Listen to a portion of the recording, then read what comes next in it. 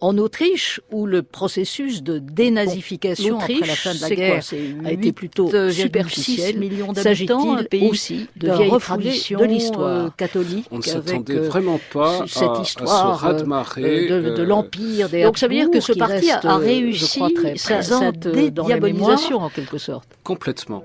Ça n'a plus rien à voir avec le parti de l'immédiate après-guerre où on pouvait en effet qualifier ce parti politique de refuge des anciens militants nazis.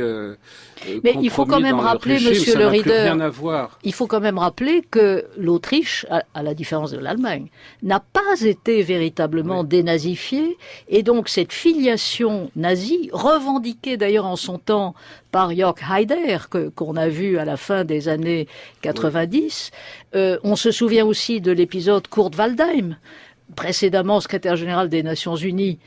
Il devient président autrichien et le New York Times révèle son passé dans la Wehrmacht. Donc l'Autriche est quand même un pays où, comment dire, l'imprégnation pangermanique et, encore une fois, cette mémoire historique spécifique reste très prégnant. C'est vrai qu'une conférence des Alliés contre le Troisième Reich avait déclaré l'Autriche pays ami avec l'espoir de susciter un mouvement de résistance et de détacher l'Autriche du Troisième Reich. Ce qui a permis à l'Autriche, immédiatement après la guerre, de poser en victime, en quelque sorte. Voilà, et c'est évidemment une sacrée falsification de l'histoire, mais c'est entré dans l'idéologie, une espèce d'esprit de victime.